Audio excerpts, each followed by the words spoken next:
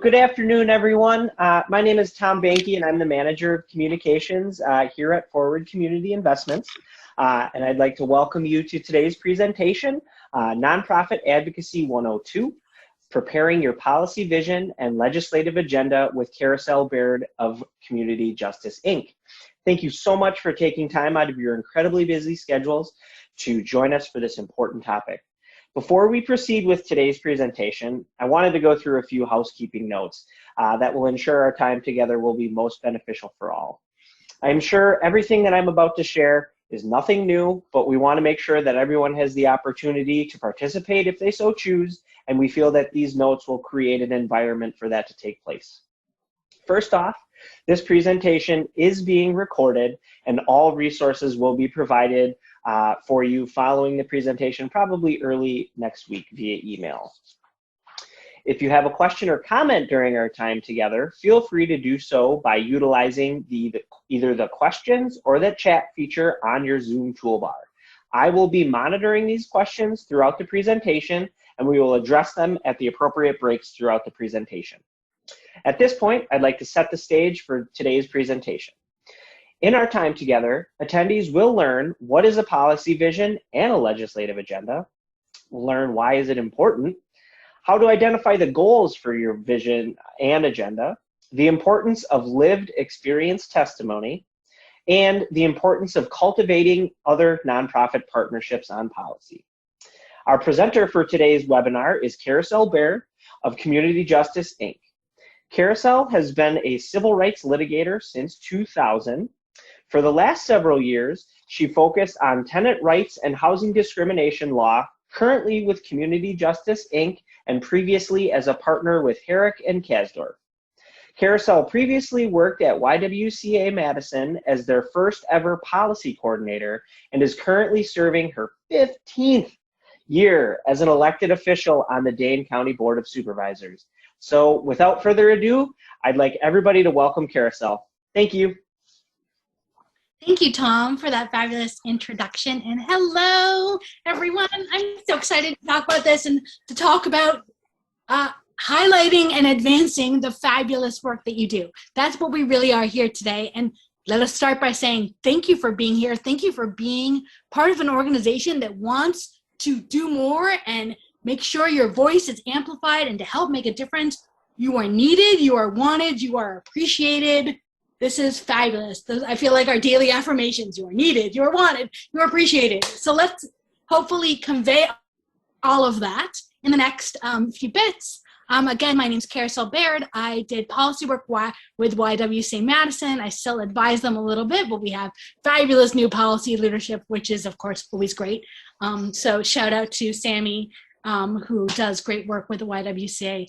And let's get started. Feel free to pass on questions to Tom and he'll get them to me. And we want to make sure we address everything that's important to everyone. Okay, let's go. So today's goals, there's really four parts of what we're going to be talking about today.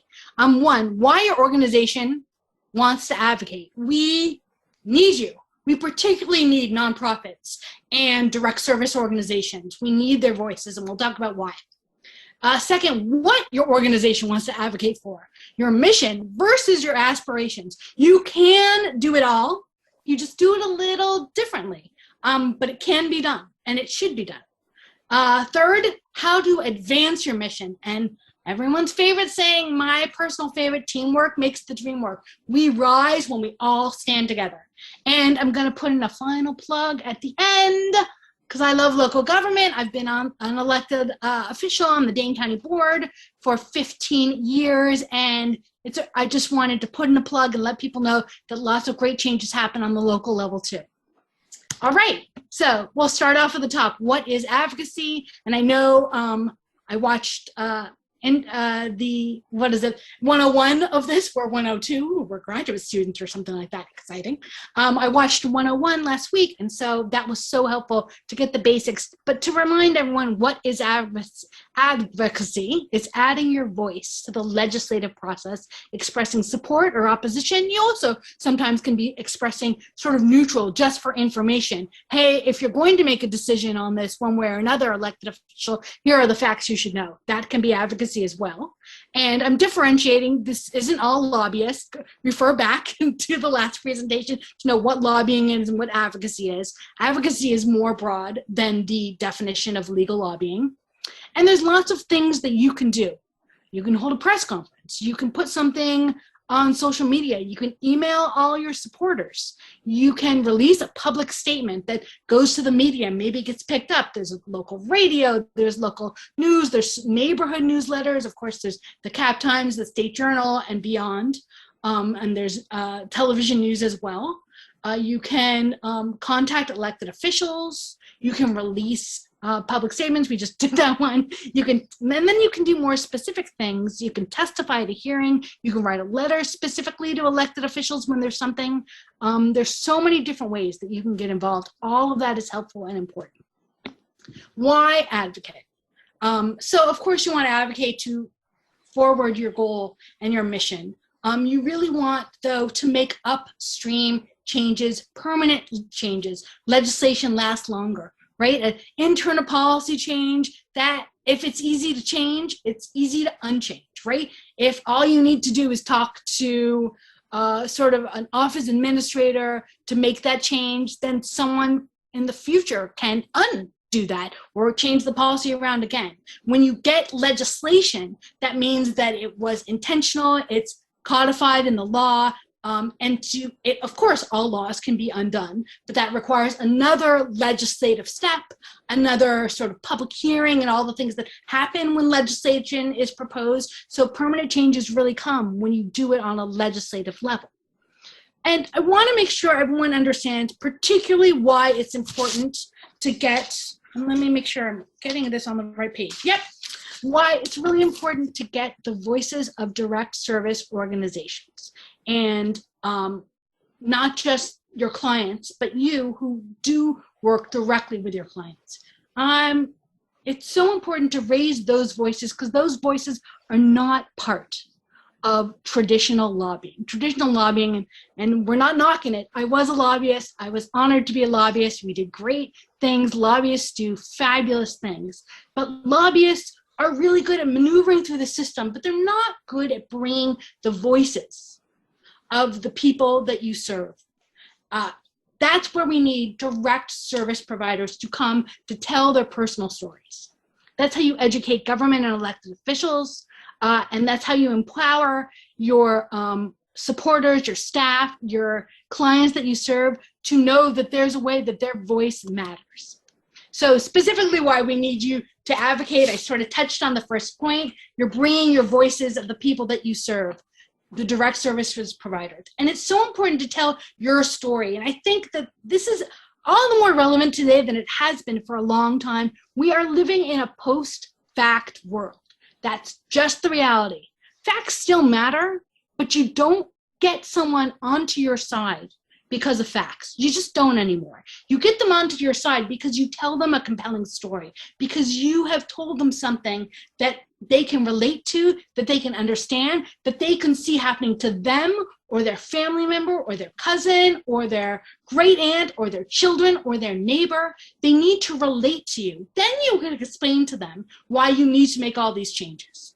But right now, if I were to go into the Capitol and say, hey, I love all the work that you're doing, but we need to stop creating all these barriers to people getting food shares, for example. Or my organization, we do the direct service work to help people find housing, and there's all these barriers. I can tell them all the facts and give them all the lists of the barriers. But if someone can come in and say, let me tell you the story of the person that I served and why you would think they deserve housing and why they couldn't get it, and to tell their personal story. It's of course much more anecdotal, but it's much more powerful. People listen to it, people are persuaded, and then when they buy in, then I can come in and say, great, you like what they said? Here's how we make the changes. Here's the list, right? Then I, as a lobbyist, former lobbyist, could do my job with the list, but I couldn't tell the stories that you can tell, and I couldn't pull people in with facts the way that you can.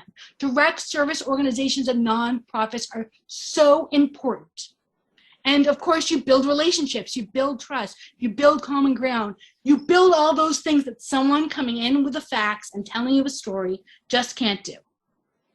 So I'm happy to stop here. If anyone has any questions about that, Tom, you'll let me know, but we'll go to the next section then. Yeah, head on in. And just a note too, feel free, folks, keep the questions coming. You know, we want to make this as interactive as possible. So all questions are welcome. So thank you. Yeah, well, I mean, I'm an attorney and an elected official, so we all know I like to hear my own voice. So I'm happy to talk forever, but I want to hear your voice too. I'm going to start singing some words there too. Okay, I like this slide. First of all, I'm horrible with technology and creativeness, and my hair is back in a bun because that's what I look like all the time, right? I don't care about any of those aesthetic things. They don't work for me, but I love this slide, my one visual. You can do anything, but not everything. I think that is exactly the heart of advocacy. What will you advocate for? What's your expertise? And what can elected officials learn specifically from you? So developing your advocacy agenda, you have to start with figuring out what your mission is. And this is going to be common sense, but we want to sort of break it down so you realize all the steps. You really need to meet with your team. Don't just write your mission down and say, okay, so I think we care about these things. Meet with your team. Ask them if you could change any policy or you could add a policy that would impact the work that you're doing and support your clients. What would it be? They are now going to tell you all these minutiae and little details that are incredibly important to know. And it's also important to know at some point, if you hear so many minutiae and so many little details, you realize actually the better thing is to just blow this system up. We need to cancel this. There's too many obstacles and there's too many loopholes. And you might not know that until you know the specifics of all the challenges that your direct service providers have and your clients have. And so this is really, detailed work of meeting with your staff, meeting with all of them. The YWCA are, I think, was like 75. We have so many more employees now, but when I was at the YWCA, it was just meeting with all of them and talking with all of them and taking the time and telling them what I wanted and come back, giving them time to think about it, talking with clients. And I think, you want to talk with everyone. And the results that you get, I found were sort of, two different categories. One is, what are the issues that are core to our mission and direct work? And that's where you learn the nuances and the details, the systems. Okay, we support the policy, but the system is broken. How can we change a policy that changes the system? Or you figure out, no, you can fix the system all you want. The whole big policy is just flawed to begin with. And you really get an understanding of what the challenges are and where the focus can be. But then you really learn, the next two things. What is beyond your mission, but impacts the people you serve? And what do the people that you serve care about, even if it's beyond your mission? And I think that's really important. And that's sort of where, in the end, we talk about the collaboration and the importance of working with others, because you realize, at YWCA Madison, when we were putting together our first policy agenda, we realized that there were so many issues beyond just the direct services and the world that we did at the YWCA that matter to our clients. Right? We don't provide childcare, but boy, did our clients care about childcare. Our clients were worried about immigration rates. Our clients were worried about LGBTQ equality. Our clients were worried about access to healthcare. These are not things that we think about. These are not things that we know detail of on a broad level. On a small level, these were things that our clients thought about all the time. These were things that our clients talked about with our social workers and our directors and all of that, saying, I know you're trying to help me with housing, but here's my obstacles. So it's so important to know all of the things, because if you want our clients to succeed and you want your clients to succeed, we have to move forward on all of these fronts at the same time. The good news is you don't have to lead on the fronts that aren't your expertise, but it is so helpful to know what is important to move your client's success forward.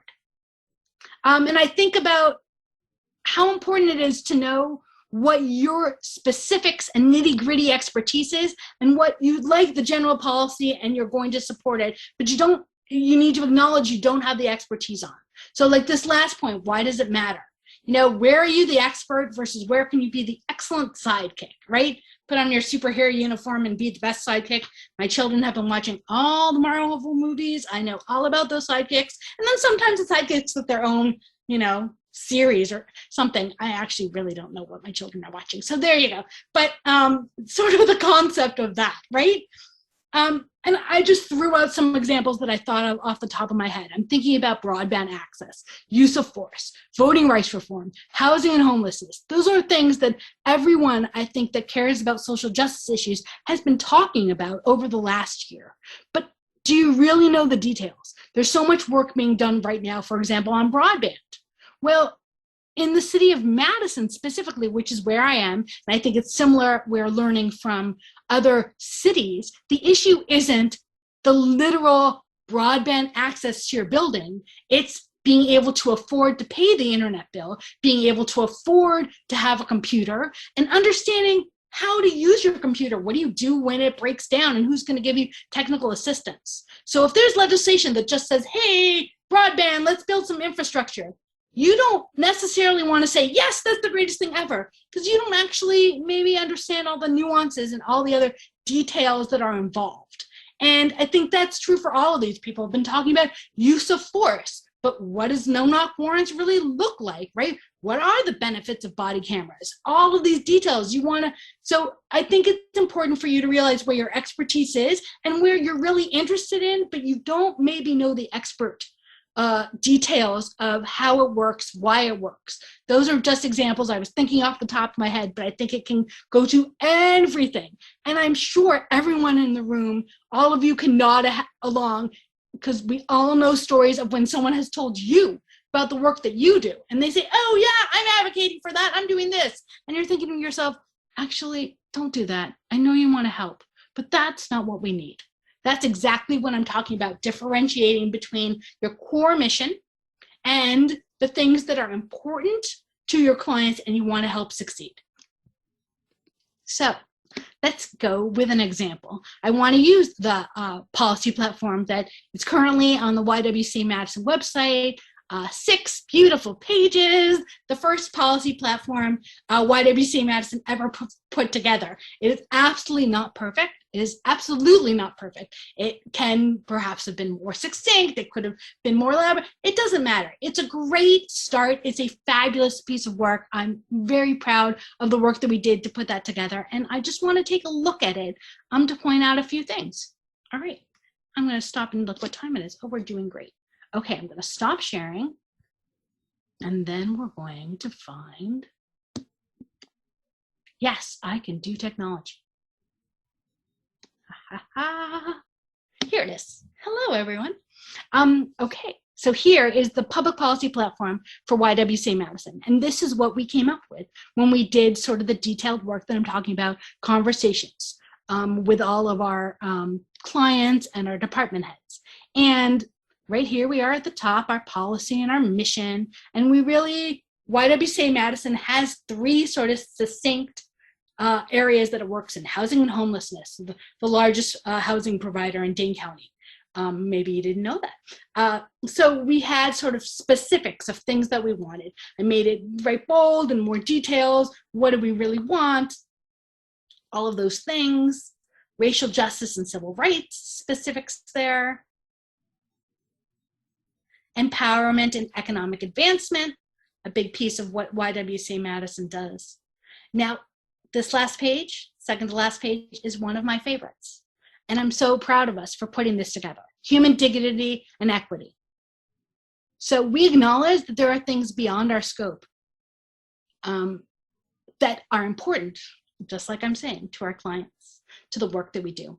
And so we wrote here, our elected leaders on the federal, state, and local level shall protect the interests of LGBTQ communities, address immigration, undocumented individuals, protect access to abortion, full range of comprehensive reproductive health care, enact and enforce laws that protect domestic violence, address domestic human trafficking, eliminate drug testing and individuals receiving government support for basic needs, access to quality health care, access to healthy food and clean water, common sense gun control, prohibit guns in closed public spaces, including schools and mass transportation, and just a big broad concept of all policy. We want you to have a racial justice legislative lens when you move forward your legislation.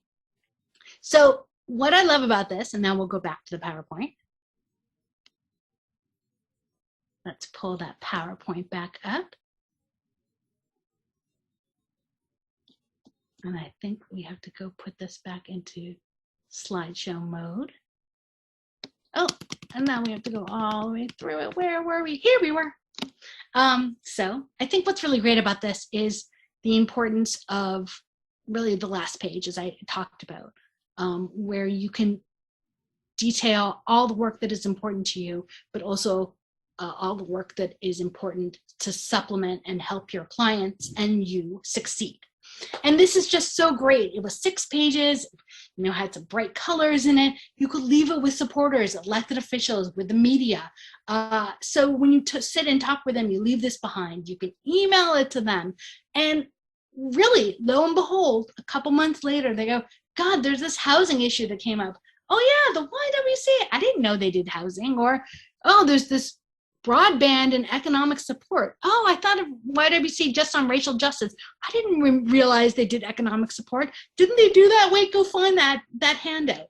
And they find it, and then they contact you. And then you have these conversations with them about issues that are so important to you. And so people have an idea of what your organization does.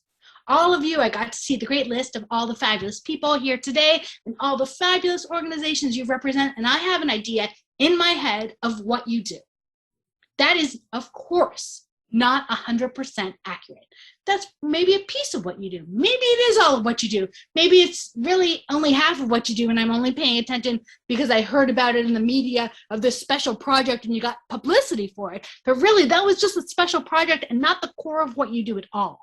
No one really knows all the details. It's too hard to keep track of all our fabulous nonprofits here in Dane County and Wisconsin and beyond. And I think it's just so important to have this position paper, one, so you know what you're working on, what you're advocating on, and what you're not advocating on, and so that nonprofits, the media, elected officials, everybody else can know what you're working on. So let's go to the next one. Because in the end, there's 2 kinds of advocacy in general. Reactive, oh my God, there's this fabulous bill. Let's go sign up and tell them we love it. Or, oh my God, there's this horrible bill. What the heck? It's getting a public hearing. How can this happen? This is going to destroy everything. And of course, you got to go. You got to react to it. You got to lend your support so you hope it passes. Voice your opposition so you hope it fails. All these important things. But in the dream world, you're proactive. You're helping to create legislation, and you're helping to educate elected officials about the work that you do and the expertise you have. You're developing relationships. Advocacy is not about just the issue that you're doing, but creating a relationship, right? Right now, I'm here and you're thinking, okay, Karis, I'm hearing you talking about advocacy. But a month from now, when something comes up, you're going to think, oh, don't call Carousel. She's too chatty and she uses her hands too much. She's not really my style. Or you're going to think, God, Carousel, she's great. And we have built a relationship. You have an idea of the kind of work that I do. You have an idea of the passion that I have, whatever that is. This is what you're always doing. So you're developing relationships. You have the ability to say, hey, if this issue ever comes up, if you ever wind up on this committee, an acquaintance of mine who was in the Wisconsin State Assembly is now in Wisconsin State Senate. She's on a whole new set of committees. She has a whole new level of expertise that she can participate in. And all of a sudden, she and I are talking about housing. And we never got to talk about housing issues before. You never know where you're going to be able to work on policies together. And this is the best use of your expertise. Okay, we can take a natural break there too. Tom, I saw the chat coming up. I don't know if those were questions or anything we should be doing here, Tom. Yeah, actually, there is a great question that came through, so we'll address that right now. So for those that receive federal funding, this individual understands that the time that it takes to draft a policy like this should be counted towards lobbying. But does it get sticky when being this forward with our stances on specific legislation? Not sure how to articulate the question, but just asking, but do we need to be careful with our federal funding, but we also want to beef up our advocacy around specific legislation? So I'm not the expert on that. I know state lobbying rules. I do not know federal lobbying rules, and I am no longer a lobbyist, so maybe state lobbying rules have changed in the past 2 years, and that might not be my expertise. I do think, right, because I know on state, grassroots lobbying is not lobbying. Until you contact an elected official, you are not lobbying.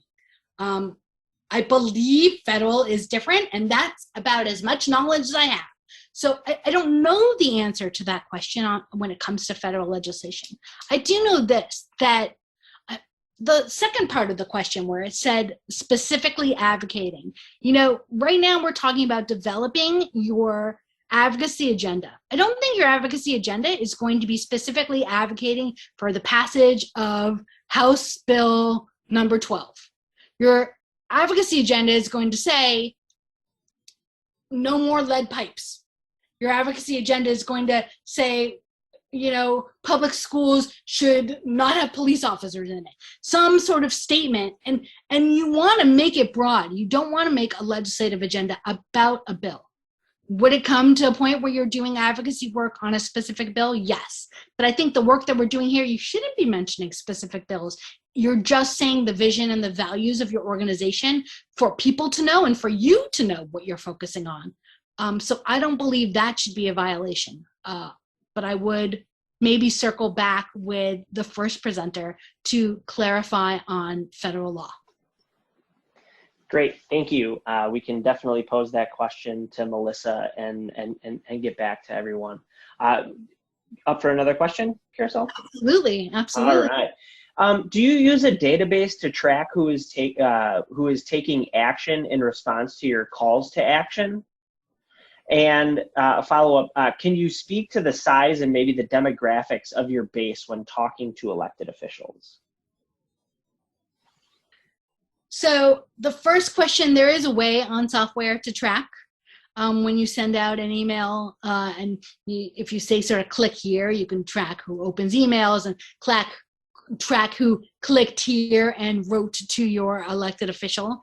So I think that's what you're talking about. Tom, do you want to read the first question again? Does it seem like I'm getting it? Yeah, definitely. It does seem like you're addressing it. So do you use a database to track who is taking action in response to your calls to action? So I think that does it pretty good. I did not lead up that work. And I can find out more specifically what the YWCA did. So our sort of communications team would, the few times that we did send out emails, that at the end of the email said, if you care about this, click this link to contact your elected official. We certainly did that. I know we were able to keep track of how many people opened our email and how many people clicked the links. I don't recall if we were able to keep track of who, but I'm sure that technology exists. I don't know how much that costs. That I did not keep track of, but I know that was done. Tom, read me the second question again. So just to kind of follow up on that, I know like we use basic constant contact for a lot of emails and things like that, and that does come as part of the package and things like that, where you can see how many folks clicked and stuff like that. So I would imagine there's other services out there that would track that same thing. So the second part was that, can you speak to the size and maybe the demographics of your base when talking to elected officials? So I'm not sure I quite follow that. Should I speak to it? Is that what I mean? Yeah, let's go with that. I mean, I definitely think you should speak to it. You absolutely should bring, I think that's where the combination happens, is that there can be someone that was sort of more policy, more sort of wonkish.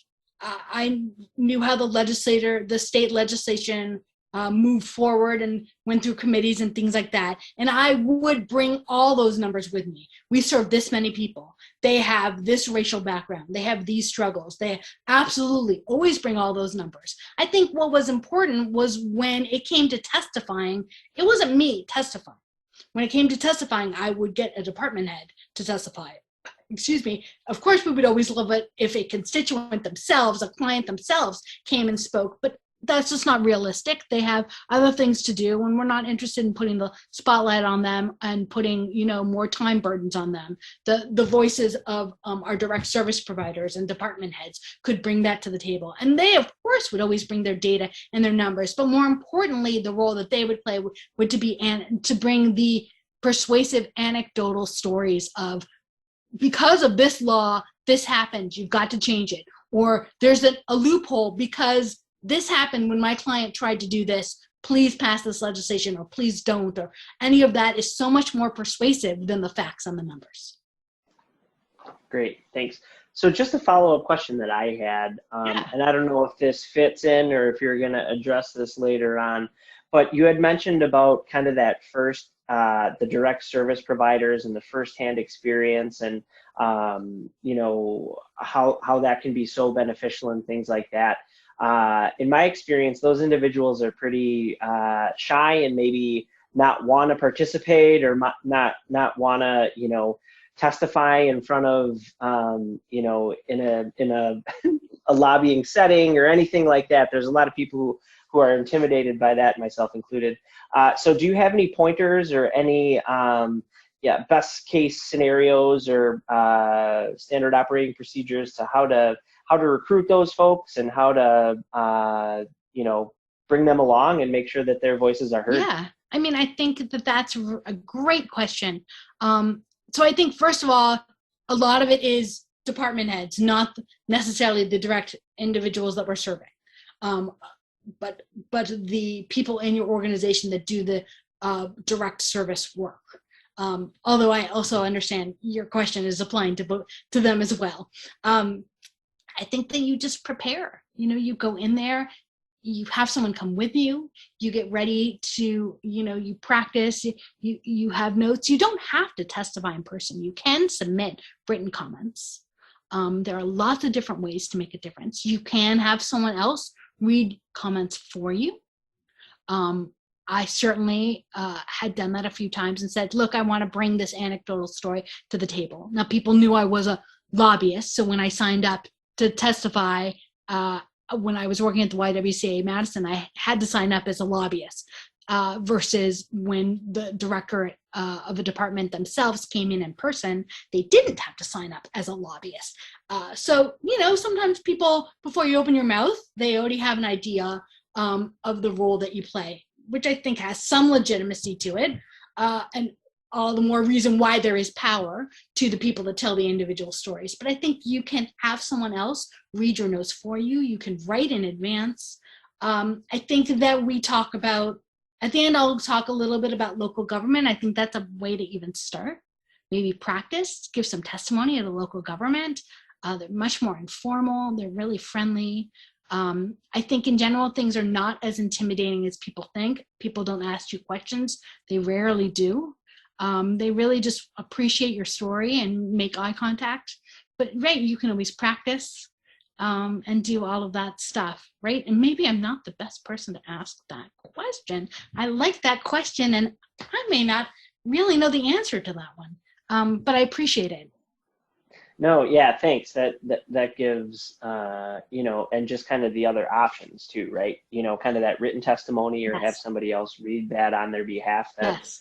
I think that would take a lot of the pressure off those individuals. So we've exhausted the questions so far, so let's go ahead and keep going. And like I said, keep the questions coming.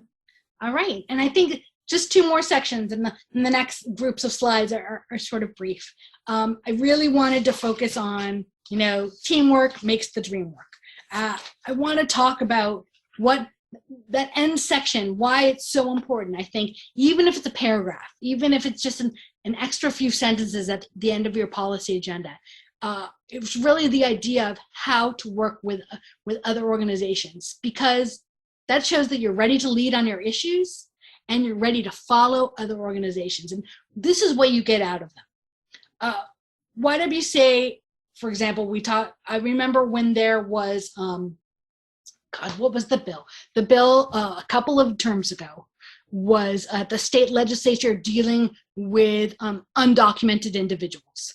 And that is really important to YWCA, to care about undocumented individuals, to preserve their rights, to make sure they have access to the basic needs and beyond. But that is not our core mission.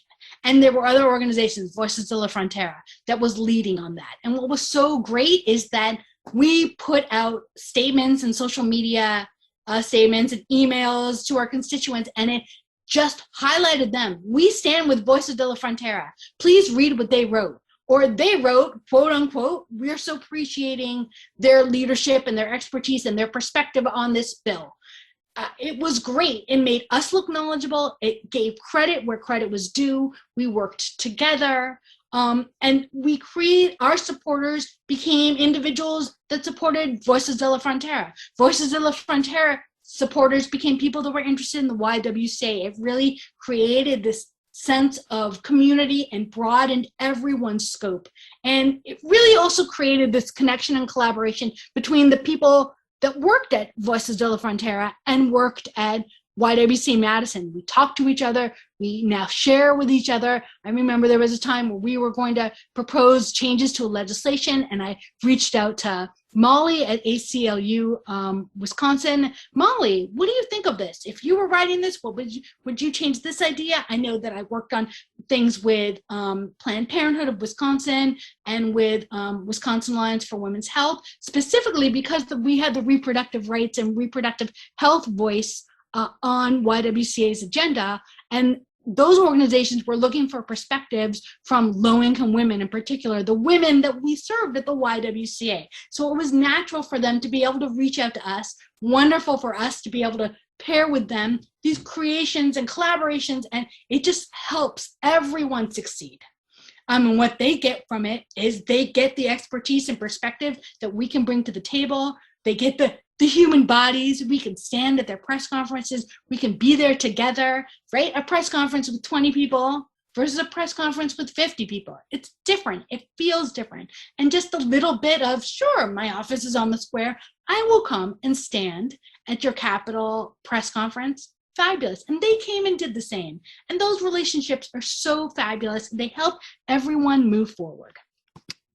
And it allows you, again, to become broader than your level of expertise. It allows you to be an organization that cares about LGBTQ equality, that cares about drinking water, that cares about undocumented individuals. That doesn't change a thing on our day-to-day life of YWCA Madison is an expert in racial justice, is an expert in housing and homelessness, is an expert in economic support and development. That didn't change any of that, but all of a sudden we were able to support the people that we served. And I think point number 3 on this is really important. It stops you from interfering with progress on other issues. You don't want to support the wrong thing or weaker legislation. Sometimes legislation comes out, especially at the Capitol, hundreds and hundreds and hundreds of bills. And as I recently learned at the federal level, thousands and thousands and thousands of bills. So you find a bill and you go, aha, this bill is fabulous. I love it. Oh, it's going to give free resources to all kids in our public schools. Oh, this is great. We should sign on and support it. Well, actually, you find out that that's the weaker version of the legislation and something that hasn't even been introduced yet or that you haven't found yet because you haven't been paying attention because this isn't your expertise, has a better version of that bill.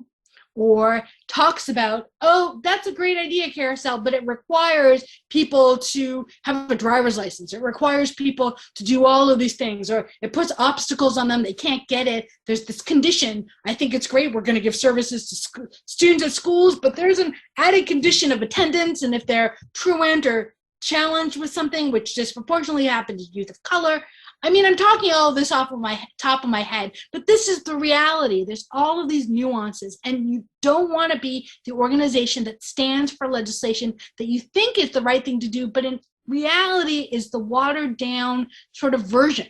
And that's where it's really important to follow the lead, to develop the relationships, because there were times where I called Planned Parenthood of Wisconsin. I called Voices de la Frontera, and I said, hey, I've seen this legislation. I'm thinking the YWCA wants to support this. Yes? Do you support this? What do you think? And then all of a sudden you're working as a team. So that's my teamwork makes the dream work. Okay, we can take, I saw the chat pop up. Were there a couple of questions, and then we'll just get to the last part. Sounds great. So there was one question that came in. Can you talk about if and how advocacy is connected to fundraising? Have you had success in engaging donors? And have you seen it turn donors off, conversely?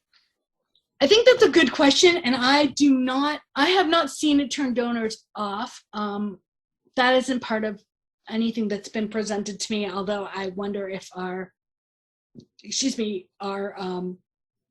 donor department would have said otherwise, but I actually have seen it go the other way. People appreciate it. Now, YWCA Madison is emailing you once a month, not a lot, maybe you want to do more, you can decide, but you're getting updates from organizations that you support, that you were willing to give $100 donation at the end of the year, end of the year fundraiser. Hooray, in December, we all write, 5 checks for $50 to our 5 favorite organizations. And then you don't hear from them again until next year, December, when it's time to write another $50 organization. Nothing wrong with that. We all have work to do. We have other things to focus on besides fundraising. But what's great about advocacy is and we had people affirmatively sign up for the advocacy emails. So you didn't get them automatically. Maybe you could have, but we decided that, do you want the advocacy emails? Do you want to hear what we're doing on a monthly basis? Click here and you will now be on our advocacy list. And I think there were some times where we sent it out to everyone anyhow. It was an important statement that our CEO decided this is going to everyone, and it goes to the media, etc.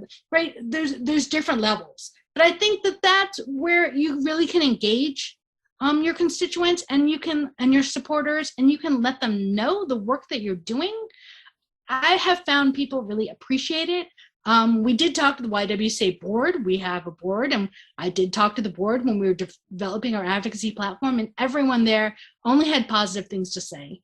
I think it's really great to be, from my perspective, it has been a great success. And in fact, the advocacy work for YWCA has only, I would say, either stayed the same or increased just a little bit, right? We're still a direct service organization. Funding advocacy work is certainly not a budget priority, but we still continue to find dollars for that.